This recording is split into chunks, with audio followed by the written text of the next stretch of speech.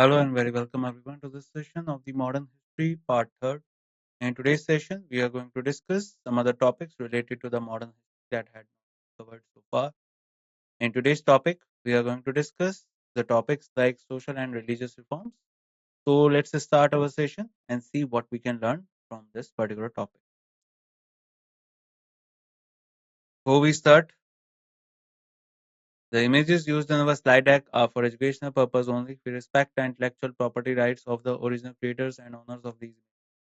If you are the owner of any of the images used in this deck and have any concerns or issues, please contact us at sathi@iitk.ac.in and we shall remove the image. So the first thing that we are going to discuss is the socio-religious reform movement. So let's just start. So the first person we are going to talk about is Mr. Rajaram Mohan Roy, a very important personality in our country, also known as the father of Indian Renaissance. So let's read about him. So his time period was from 1772 to 1833. Let's read.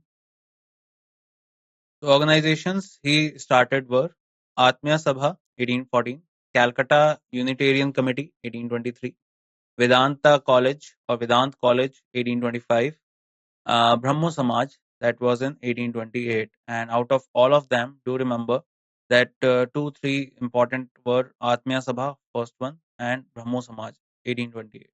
These two are really important because you can directly see the questions from them.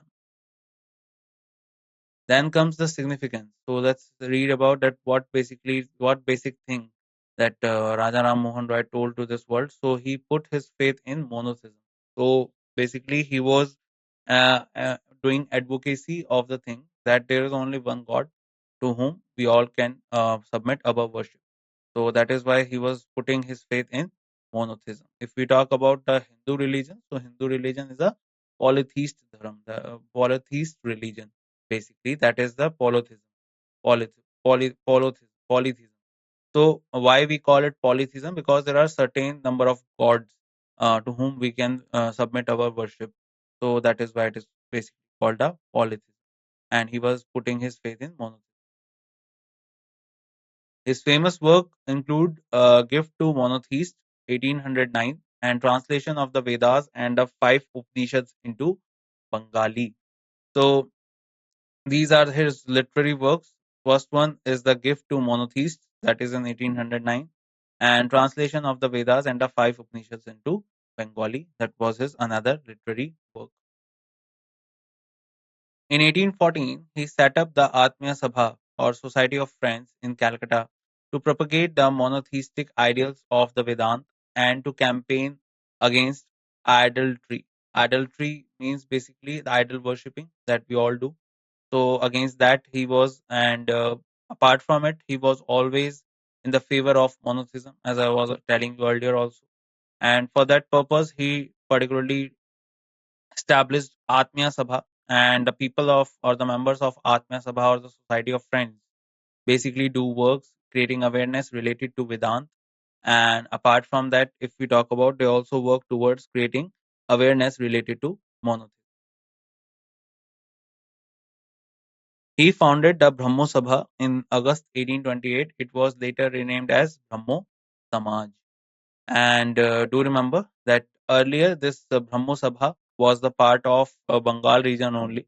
Later, Keshav Chandra Sen wanted this particular Sabha or Samaj to be the part of the Indian movement, but he was not succeeded in doing that because we all know that religion is a very sensitive thing, and you cannot just go and tell the people that what they are doing is wrong. So that is why it was not a successful thing he had done. That was Keshav Chandra. He launched a movement for the abolition of sati through his journal Sambad Kaumdi. This is really important, guys. Remember, his journal name was Sambad Kaumdi. I think you know what is a journal. Journal is a basic kind of article that we write so that we can create awareness in the people. There is a difference between diary and journal. Diary is written for self. When we write a diary, we write it for self purpose. We need to write down some personal things in that. But when we write a journal, journal basically is being written so that we can create awareness between the people. So do you remember that Sambat Kaumdi was the journal of uh, Mr. Rajaram Mohan Roy. He used to write Sambat Kaumdi, and in that he launched a movement for the abolition of sati, for which Rajaram Mohan Roy is famously known in the whole country.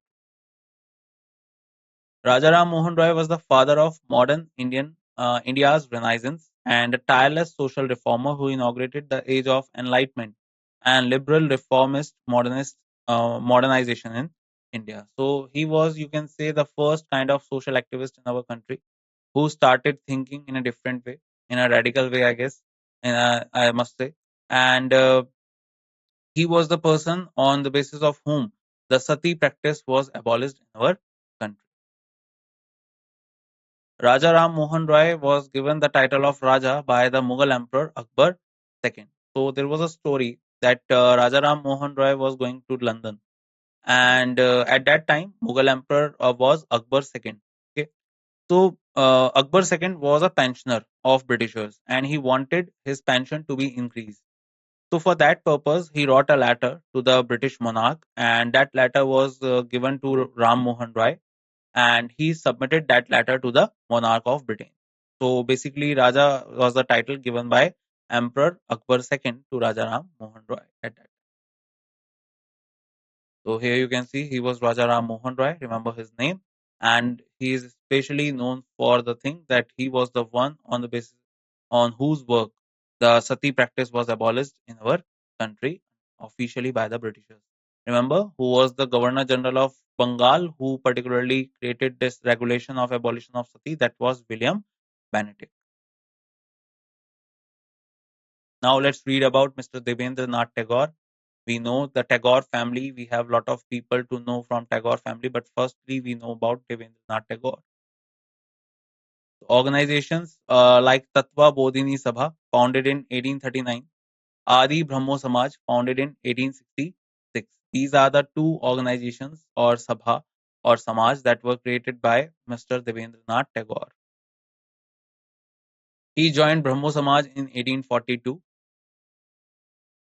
Tattva Bodhini Sabha studied India's past with a rational outlook. So basically, Tattva Bodhini Sabha was again a kind of a social activism organization that tells people about the different type of rituals and different type of activities that are being run in our country so far, and they provide a radical type of or rational type of thinking about those rituals to the people so that people can become aware about what they are doing.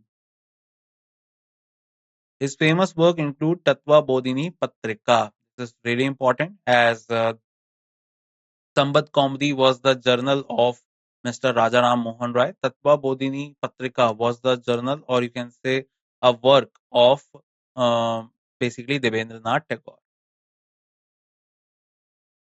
So I hope this is all clear to all of you. Let's move further. Then comes Keshav Chandra Sen. So let's read about him. Brahmo Samaj of India, as I was saying, founded in 1866. So he was the person who tried to create Brahmo Sabha or Brahmo Samaj as an all India movement. So for this thing, Keshav Chandra Sen is known for. And did he get success in doing that? No, he did not get any success because, as I was saying, that you can create awareness among a bunch of people, but creating an awareness among the whole country takes time.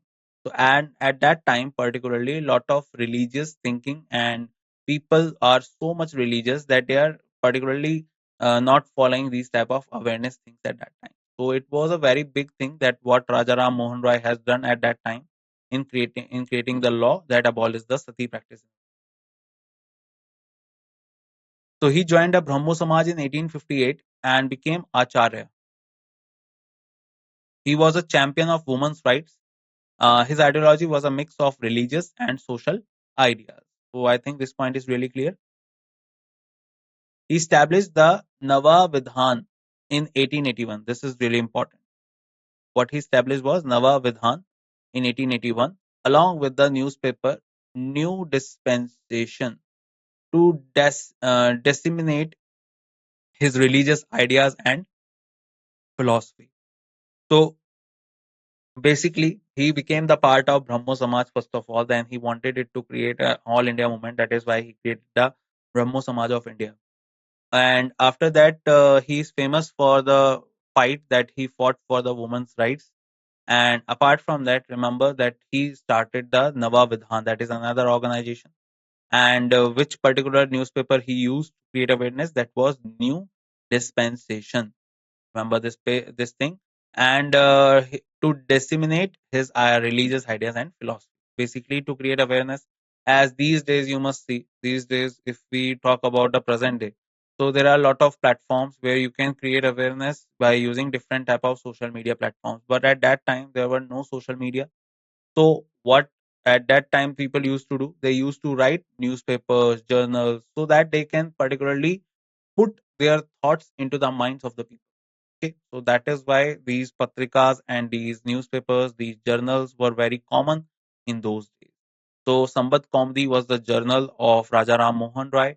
Then Tatva Bodhini Patrika was the journal of Debendranath Tagore. Then comes Mr. Keshav Chandra Sen. He used to write New Dispensation. So do remember all of these things. Then comes Anand Mohan Bose, Shib Chandra Dev, and Umesh Chandra Dutt. So organization was Sadharan Brahmo Samaj. And what was the significance? So it reiterated the Brahmo doctrines of faith in a supreme being, one God, the belief that no scripture or man is infallible, belief in the dictates of reason, truth, and morality. So basically, the ideology was that uh, there is no one supreme. Okay, any kind of doctrine or any kind of scripture in that are particularly being said in this world are infallible, and basically they can be replaced. And they also were working towards belief in the dictates of the reason, truth, and morality. So basically they are saying that we should not just go with the scriptures and what has been given to us as a scriptures or as a religious book. We should talk about reasons, we should talk about truth, and most importantly, we should talk about the morality. If something is morally applicable or not, if any kind of discrimination any person is doing with some person on the basis of different type on the basis of caste is good or not. So these type of things are basically under this. So do remember this. Then comes the Atmaram Pandurang. Very important, guys. Do remember this one. So Prarthana Samaj. Do always remember this question will be asked in your exams multiple times. Prarthana Samaj is related to Mr. Atmaram Pandurang that was created in 1867 Bombay with the help of Keshav Chandra Sen, the same person who wanted to create Brahmo Samaj All India Samaj, and also created the Nava Vidhan. It works on a 4 point social agenda. So there were 4 points that are working towards the social things: disapproval of caste system, women's education, widow remarriage, raising the age of marriage for both males and females. Mahadev Govind Ranade joined it in 1870 and popularized it. Other important leaders include R.G. Bhandarkar, N.G. Chanda Varkar, Hondo Keshav Karve, and Vishnu Shastri. So, Prarthana Samaj was basically started in 1867 and it was started by Atmaram Pandurang. And these are the important things they were working on. First of all, caste system. That was a big issue at that time, and lot of people believe it in a very staunch way. But a lot of organizations are working to create awareness regarding it. Then comes the women's education and widow remarriage. Widow remarriage was also a thing on which um, Ishwar Chandra Vidyasagar did work, and in 1856 he also, along with Lord Dalhousie, created a law. And even after that, a lot of widows in our country are facing issues. So that is why Atmaram Pandurang is again creating awareness regarding it. Raising the age of marriage for both males and females. This is really important because that this was the time when child marriage was a big thing in our country, and all the people of our country believe in it. But the thing was that at that time it needed to be changed. Then do remember one more thing, that Mahadev Govind Ranade was also one of the member of it, and he joined it in 1870 and popularized it. And some other leaders' names are also. So two members are important. One is Atmaram Pandurang, who started the Prarthana Samaj, and other than him, Mahadev Govind Ranade was another person who is associated with it. Then comes the D.K. Karve and M.G. Ranade, that is Mahadev Govind Ranade. So widow movements and organizations, they started widow remarriage movement and widow home association. So basically, they were working towards the betterment of the life of widows. It provided education and training to widows so that they could support themselves. It is really important. If a particular lady is a widow, then two things are really important for her. One is that she must be educated so that she can do some kind of work, and she must be given training in that thing, and so that she could be independent and she could support herself. Carve himself married a widow and tied with the example for others to follow. So do remember D.K. Carve and M.G. Ranade started this widow home association and widow remarriage. Then comes the Henry Vivian Thoreau. Very important, guys. You can forget anything, but do not forget about, first of all, Raja Ram Mohan Roy, then the Debendranath Tagore, then the Keshav Chandra Sen, and then this one, Henry Vivian Thoreau, and also Mr. Atmaram Pandurang, the Prarthana Samaj. Let's read about him. So, Young Bengal movement, very important, guys. Young Bengal movement. He taught at the Hindu College from 1826 to 1831. Was the leader and inspirer of this progressive trend. So basically, if I tell you about this one, so this was the same time when Raja Ram Mohan Roy was also active in Bengal, and on the other side, Henry Vivian Thoreau was active with his Young Bengal movement. He was creating basically the awareness among the youth of Bengal, and the one thing that he was telling the youth of Bengal is to ask questions. Whatever you are doing, just ask a question, and that was the basic philosophy of Henry Vivian Thoreau. They demanded induction of Indians in higher grades of services, protection of riots from oppressive zamindars. So riot basically is the word that is used for farmers. Okay, and better treatment of Indian labor abroad in British colonies, revision of the company's charter, freedom of press, and trial by jury. So these are the other things that the Young Bengal movement was particularly creating at that time, and some of them are against the Britishers also. That they particularly want, if they are living in this country, so they want certain type of rights and certain type of things, so that the particular government should be answerable also. So do remember his name, Henry Vivian Thoreau. And do remember that he was associated with the Young Bengal movement. And he was a teacher at Hindu College. Then comes the very important Ishwar Chandra Vidyasagar, guys. He started a movement in support of widow remarriage, as I was telling you. He became principal of Sanskrit College and opened it to non-Brahmins to break priestly monopoly. So this was the one thing he was doing at that time, so that the priestly monopoly could be banished. He also served as secretary of Bethune School, Calcutta, which was the pioneer of higher education for women.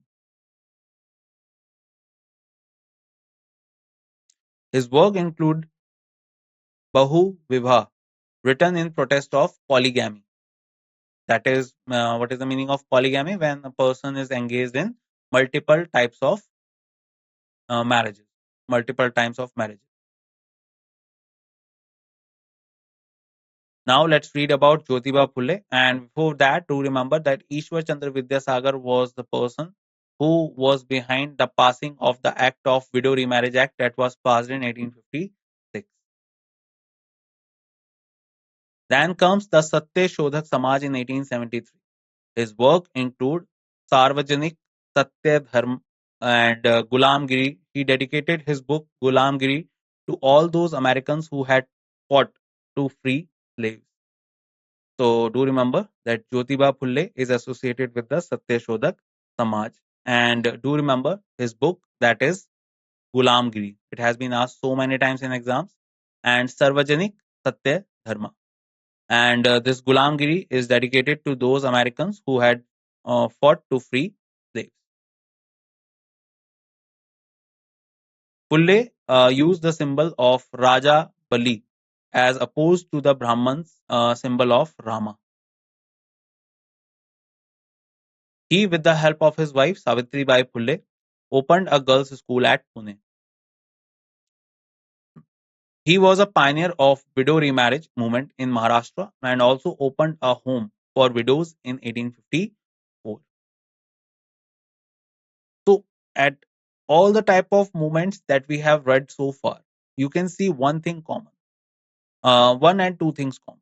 One is that most of the things that are happening in those areas which are basically the presidencies of the Britishers at that time, like the Bombay area, like the Bengal area, because these are the places where the exposure to the foreign books and newspapers and all that is applicable for all. So people are studying all the things. People are learning that how the Western world is working and how the Western world is particularly moving towards modernization. So a lot of people are getting this education, and they also wanted it to be added into the thoughts of our country's minds. So that is why you can see that most of the people that are working as a social activist at that time lived during the time from in the particular time of 19th century, that is from 1800 to 1899. A lot of social reformists and activists were active at that time. Then comes the Bal Shastri Jambekar. So let's read about that what he established. So he founded the Bombay Native General Library and started the Native Improvement Society. So here you can see that they are also working towards creating education. That is why it is always said that education is really important, and very important apart from that is reading books and knowing about the new things and modern world. He was a pioneer of social reforms through journalism in Bombay. He attacked Brahmanical orthodoxy and tried to reform popular Hinduism. He started the newspaper Darpan in 1832. He was also known as the father of Marathi journalism. This is really important, guys. Who is known as the father of Marathi journalism? That is Mr. Bal Shastri Jambekar. And he started a newspaper called Darpan. So in 1840, he started Digdarshan, which published articles on scientific subjects as well as history. So do remember all these things. These are really important. And do remember Mr. Bal Shastri Jambekar. He's famously known as the Marathi father of Marathi journalism. And he started a newspaper called Darpan in 1830. Then comes the Dadoba Pandurang Durgaram Mehtaji. Let's read about them. So they started an organization called Para Mahansa Mandali. That was in 1849. They were primarily interested in breaking caste rules. Then comes the Gopal Hari Deshmukh. He wrote for a weekly Prabhakar under the pen name of Lokhat, Lokhaitavadi on social reform issues. He started a weekly Hitechu and also played a leading role in finding the periodicals Gyan Prakash, Indu Prakash, and Lokhativadi. So, do you remember the name? The organization name was Paramhansa Mandali that was started in 1849. And basically, the people behind the finding or the establishing of this organization was Dadoba Pandurang and Durgaram Mehtaji. And if we talk more about it, so he wrote for a weekly Prabhakar under the pen name Lok- Lokaita Vadi on social reform. Then comes the Gopal Ganesh Agarkar. So he was the co-founder of the new English school, the Deccan Education Society and Ferguson College. This is also very important college even today. He was the principal of Ferguson College. He was also the first editor of Kesari, the journal started by Lokmanya. He started his own periodical Trudrak, Trudrak, which spoke against untouchability and the caste system. So, do you remember? Gopal Ganesh Agarkar was the person who started this new English school as a co-founder, and also he became the principal of Ferguson College. And he was the first editor of Kesari, the journal of started by Lokmanya Tilak. Lokmanya Tilak basically started two journals at that time. One was Marathi and one was Kesari. Marathi was used to be written in English language, and Kesari was used to be written in Marathi language. Remember that. And yes, there is an exchange of language in these. Then comes Gopal Krishna Gokhale, very important guys, also known as the political guru of Mahatma Gandhi. Let's read more about him. So, organization that he started, the Servants of Indian Society, very important. It has been asked so many times in exams. In 1905, with the help of M.G. Ranade, that is Mahadev Govind Ranade. The aim of the society was to train national missionaries for the service of India, to promote by all constitutional means the true interest of the Indian people and to prepare a cadre of selfless workers who were to devote their lives to the cause of the country in the religious spirit. So this is the objective. This is the basic idea behind starting this servants of Indian society and finding those people who can particularly doing selfless works towards the betterment of the lives of the people of this country and create a particular country that is better for living. So do remember Gopal Krishna Gokhale is associated with the servants of the Indian society. Then comes Narayan Malhar Joshi. So Social Service League that was basically started in 1911 was basically started by him.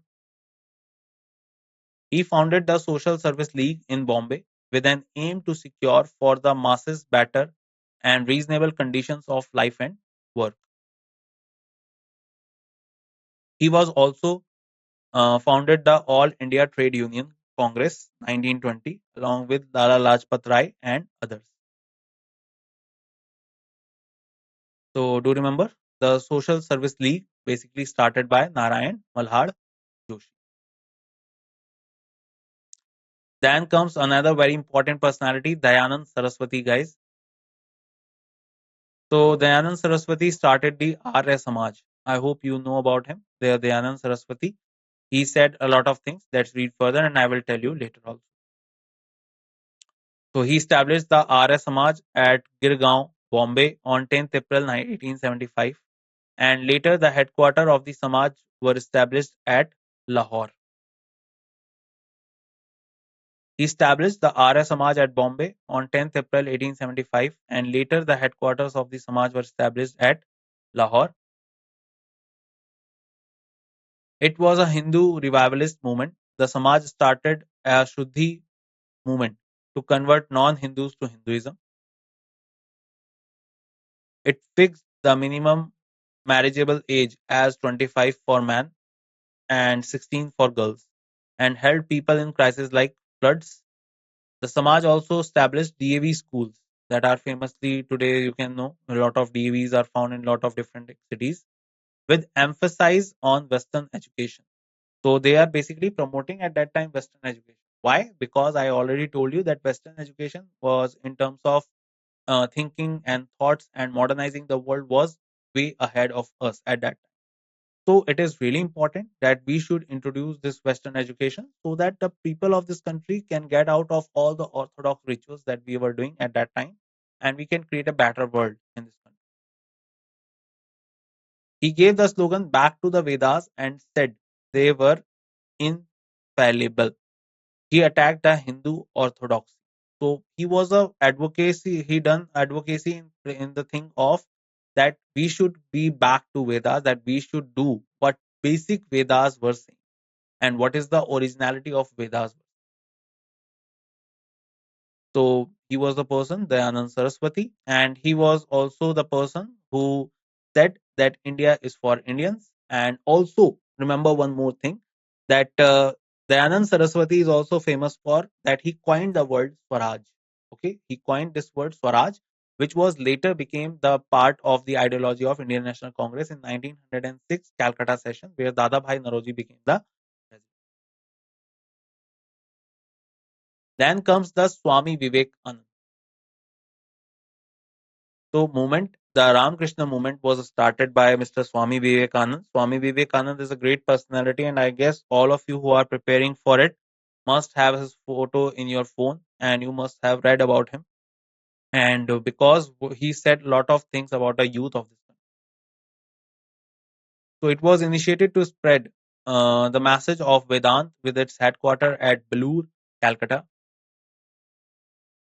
Swami Vivekanand addressed the famous Parliament Religions at Chicago in 1893.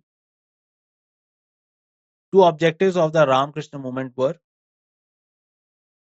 to bring into existence a band of monks dedicated to a life of renunciation and practical spirituality, from among whom teachers and workers would be sent out to spread the universal message of Vedanta as illustrated in the life of Ramakrishna. In conjunction with lay disciples to carry on preaching philanthropic and charitable works, looking upon all men, women, and children, irrespective of caste, creed, or color, as veritable manifestation of the divine. Unlike the Arya Samaj, the mission recognizes the utility and value of image worship in developing spiritual fervor and worship of the eternal omnipotent God, although it emphasizes on the essential spirit and not the symbols or rituals. So now let me tell you a bit about this Ramakrishna movement that was started by Mr. Swami Vivekanand.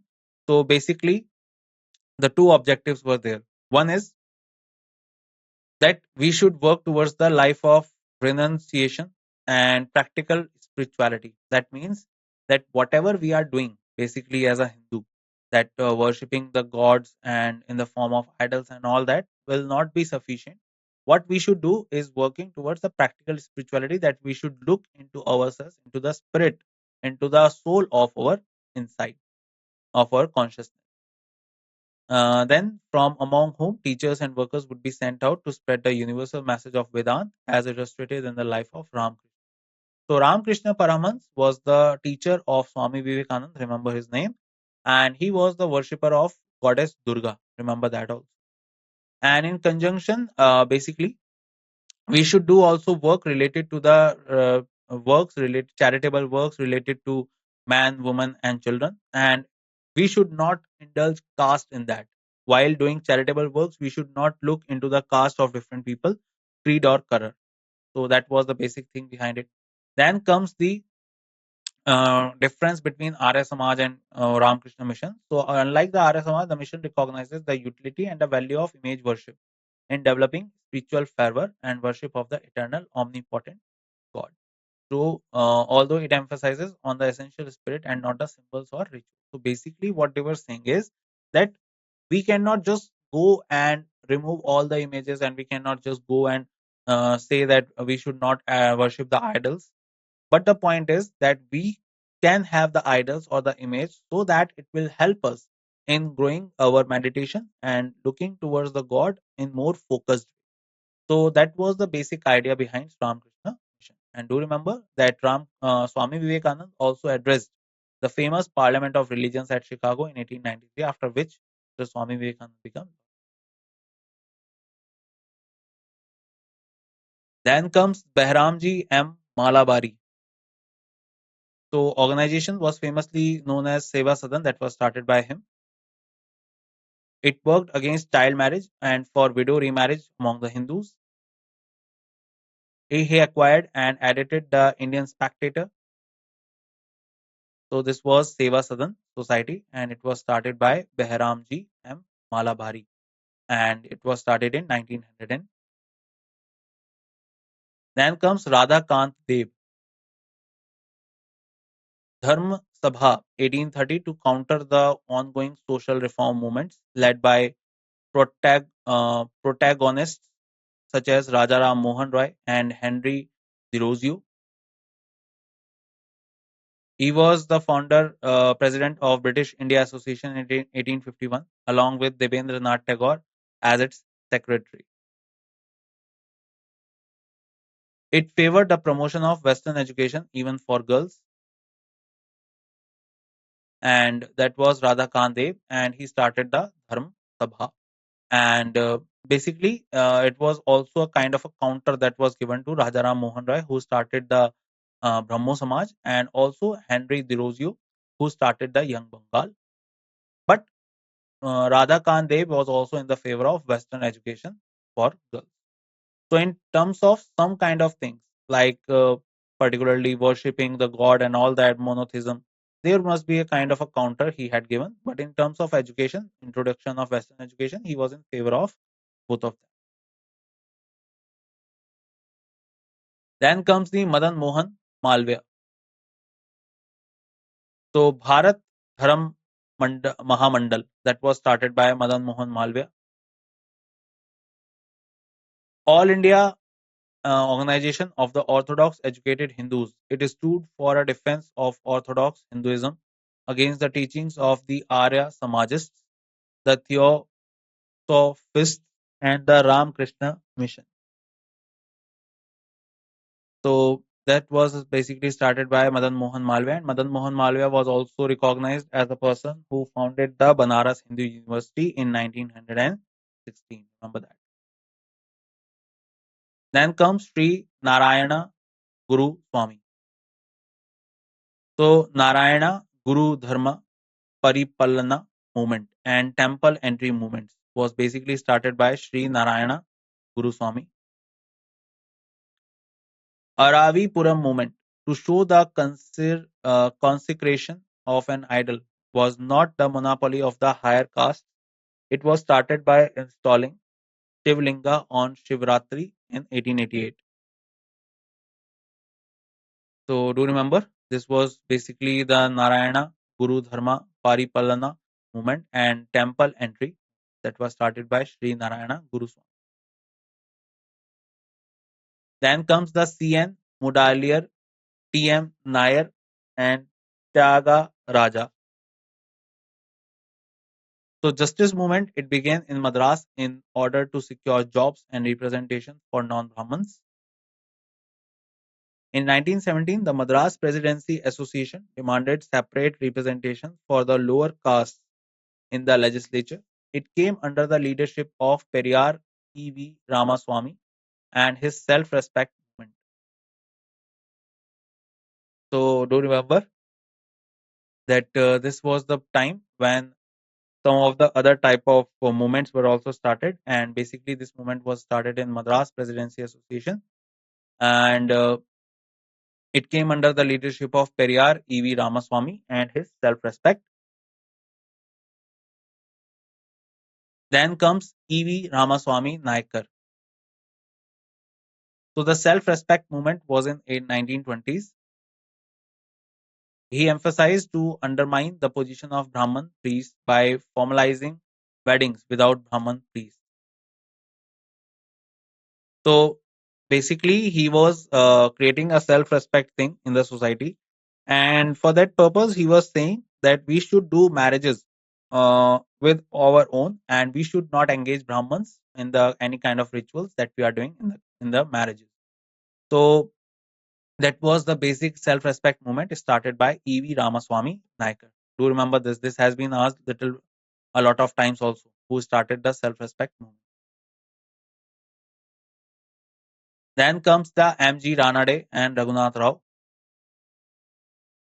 So Indian National Social Conference 1887. This was the time movement was started by them. It met annually from its first session in Madras in 1887 at the same time and venue as the Indian National Congress. It advocated intercaste marriages, opposed polygamy and Kulinism.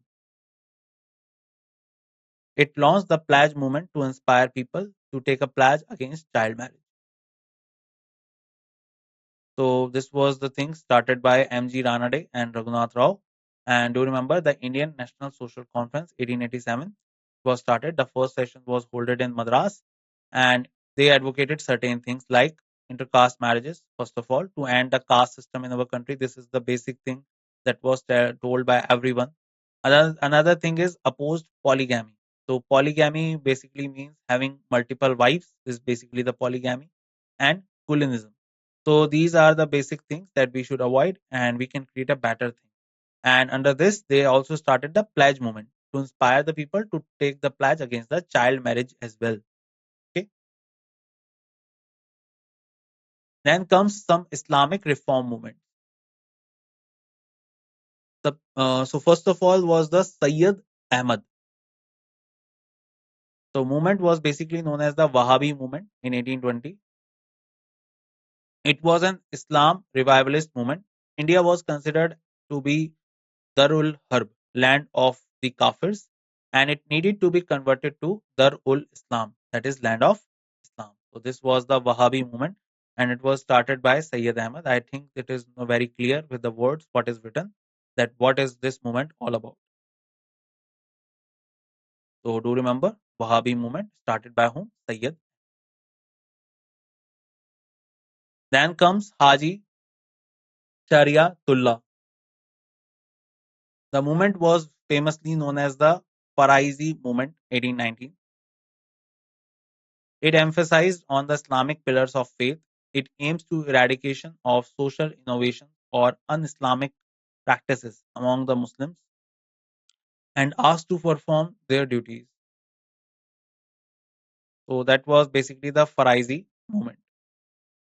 And this was the uh, thing in which they are saying that eradication of social innovation or un-Islamic practices among the Muslims and asked to perform their duty. Basically, on one side, we can see a lot of reforms were going on, but in cases of here, we can see that they are basically working towards introducing the orthodox only in their system. Then comes Mirza Ghulam Ahmad. That is famous. The movement he started was Ahmadiyya movement 1889.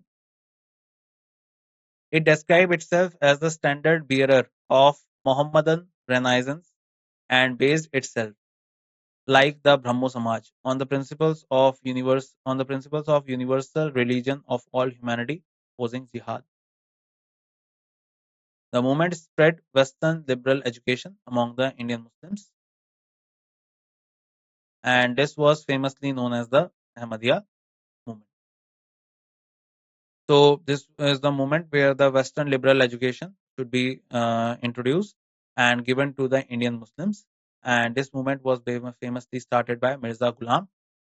So do remember this. Another one was the famous Sir Syed Ahmad Khan, famously known for two nation theory and Anglo Mohammedan University he started that was famous today famously known as Aligarh Muslim University. So the movement he started was Aligarh movement 1875. This movement emerged as a liberal trend in Muslim intelligentsia. He started Mohammedan Anglo Oriental College, also today it is known as Aligarh Muslim University, and at Aligarh in 1875. Sir Sayyid's progressive ideas are propagated through his work Tahdib al Akhlaq. So do remember this book also. This is the book or this is the work here was written by Sir Syed Ahmad Khan and he wrote this because he wanted to propagate the things that he was thinking regarding the Aligarh movement and regarding the Islam in our country, in this country. He supported women empowerment and opposed Parda system and polygamy, condemned the system of Piri and Muridi. So he was also doing a lot of social movements at that time, create awareness among the Muslims also. He opposed Congress on the ground that it will lead to political monopoly of Hindus. This is the point where you can see that he was in the favor of two nation theory and he was the person who created that. So that was the Aligarh movement and that was Sir Syed Ahmad Khan. And do you remember his name? He was the person who started the Aligarh movement, famously known for Mohammedan Anglo-Oriental College, today known as Aligarh Muslim University. And another, other than that, he stated the two nation. Then comes the Muhammad Qasim Nanotavi and Rashid Ahmad Gangohi. So what they started was Deoband School, 1867. The school aimed to train religious leaders for Muslim community. It was seen as a revivalist movement organized by the ulema. So do remember Deoband. Deoband is a place that you can find in UP near Saharanpur, and basically it was started by Muhammad Qasim Nanotavi and Rashid Ahmad Gangohi. It welcomed the formation of the Indian National Congress, and that was Deban School, and it was started in 1867. Remember that, and it was a kind of a revival moment for the Muslims in our country. Then comes the Parsi reform movement.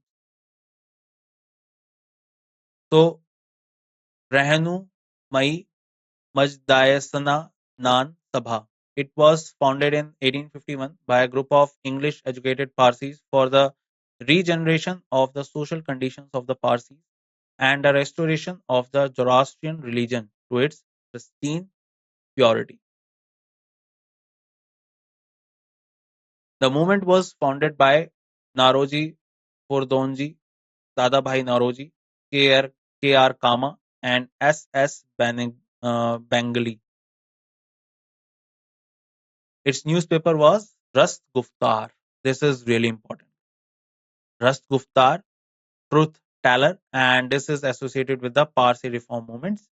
Do remember this, and it was started by the English educated Parsis, the regeneration of social condition of Parsis, and restoration of Zoroastrian religion. Remember, Zoroastrian religion is the religion of Parsi people. Dadabhai Naroji, famously known as the Grand Old Man of India, and also became the first Persian president of Indian National Congress in 1886. Then comes the Sikh reform movement, guys.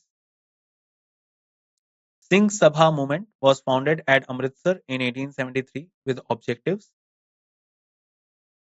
to make available modern Western education to the Sikhs,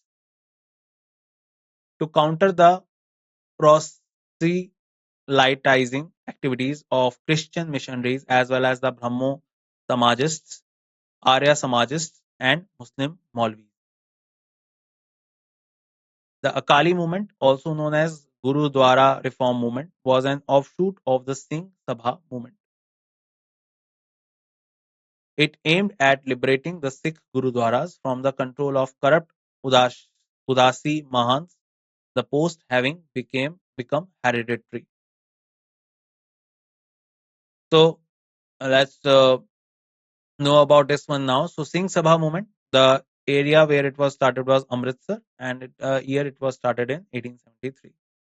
The objective: modern Western education, first of all, that to be introduced to the Sikhs. Then comes the proselytizing activities of Christian missionaries. So basically, Christian missionaries were expanding themselves in the country, and to counter that, basically this movement was started as well as Brahmo Samajists, Arya Samajists, and Muslim Maulvis. So all the different type of missionaries that are working at that time, the Sikhs started this Sikh reform. Another one was Akali movement. and this was an offshoot of the Singh Sabha movement, and basically also known as the Gurudwara Reform Movement. And purpose is to liberate the Sikh Gurudwaras from the control of the corrupt Udasi Mahants. So basically, there was a post that became hereditary, and these Mahants are getting this post as a hereditary system. So there was a movement to liberate or to get free the Gurudwaras from these type of Mahants at that time. Other important movements, guys. Theosophical movement, very important. It was led by H.P. Blavatsky and M.S. Olcott in 1875, and it was headquartered in New York. And it was brought into India. And the person you must say that brought it into India was Annie Besant. Annie Besant was the follower of this type of movement, and also this was a monotheist movement that was started at that time. This movement came to be allied with Hindu Renaissance. It accepted Hindu beliefs such as reincarnation, Upanishads, and Vedanta. Annie Besant is associated with this movement and was elected as the president of the Theosophical Society in 1907. So as I was saying, she was the one who brought this into the India. And do remember that he's been elected as the Theosophical Society president in 1907.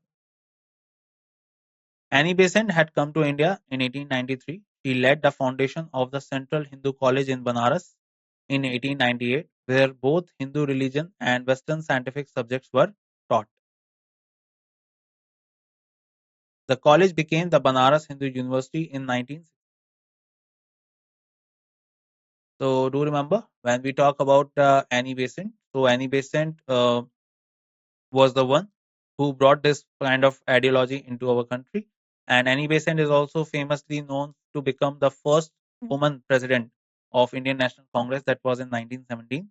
And she was also a very firm activist in the working of the freedom of our country. She also brought Home Rule League movement into our country in 19. So do remember Theosophical Society. It was headquartered and it was established in New York. And that's it in this session, guys. I hope you learned a lot of things with me in this session and gained great knowledge. And I hope that this session will help you a lot in your upcoming exams and you will find a lot of questions in them. And I will meet you in the next session. And till the time we meet, bye bye. Take care, everyone, and see you soon.